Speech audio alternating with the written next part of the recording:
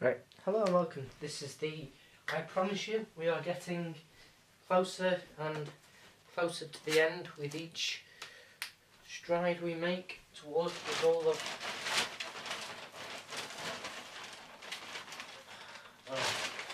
doing physics. Sorry.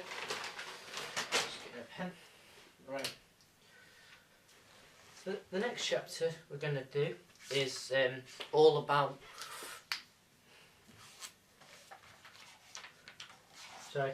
just see what it's called. On the move. Now this is another big chapter.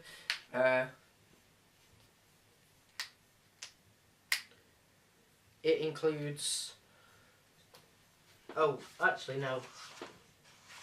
We'll break it up. So the first bit here is all about projectile motion. See, on the spot directing. How clever is that? I did group the last bit together because it was all about force and acceleration. We had a bit of terminal speed that I missed out in that bit, but there's much to it. So, projectile motion, what is that? Well, it could be a number of things. Say, we've got a cannon here on the cliff, and we shoot it out normally, and, oh great, it's a bit too far. It will curve like that, and this is the floor, X, and this is the height, Y. Hopefully you should be familiar with them terms, as you might have seen them on graphs. No, you should have seen them, you have seen them on graphs. That's how good this is. So hopefully you can see that. Yeah, so the object is going off the cliff and hits the ocean or someone's unfortunate head. Possibly another. Anyway, so that is it's going off a cliff there. Now, people might say, what's X? What's Y? And for that matter, VX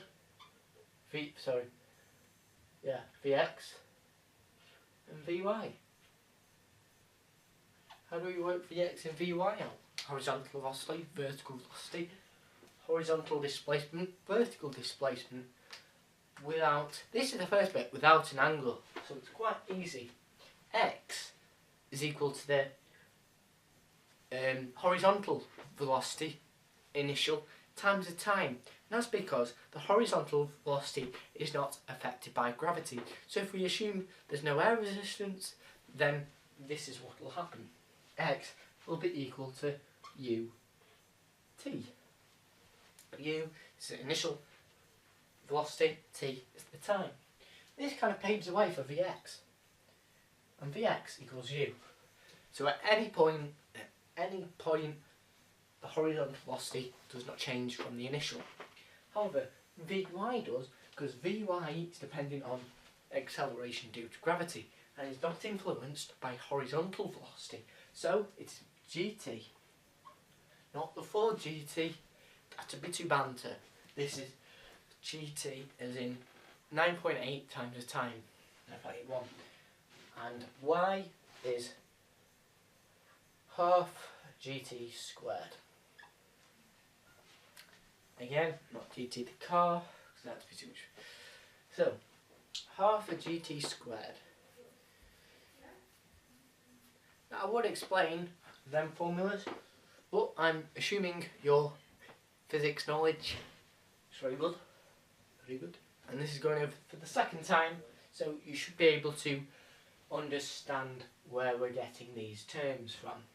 So, that's Vy, Vx, Vu, and X.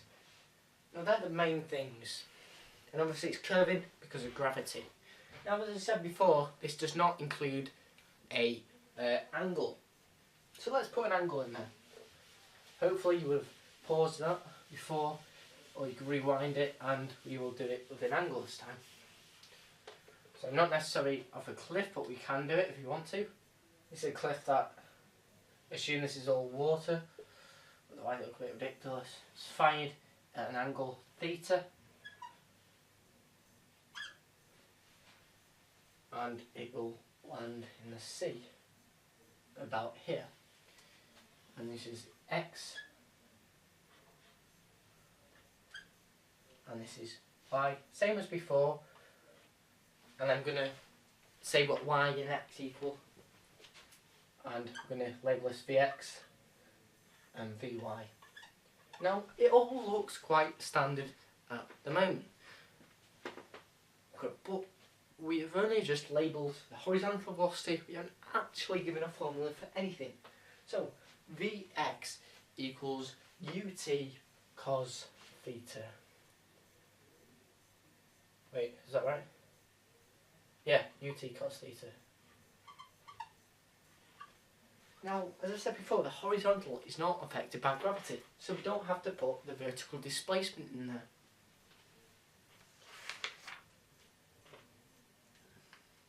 However, the vertical component is changed by minus gt.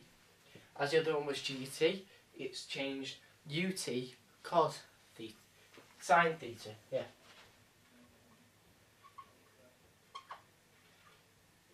Minus gt. So the other one, Vy, was gt, and because we're adding a sine in there, we have to calculate the horizontal, because it's no longer going flat, so the vertical is slightly affected by the angle. If it was flat, the vertical has no effect.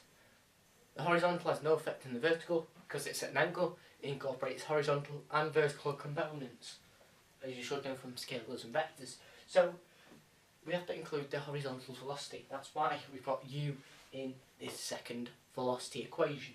Now y is the same, starting ut sine theta. However, instead of minus gt, we had before half gt squared, so we're going to take away half gt squared.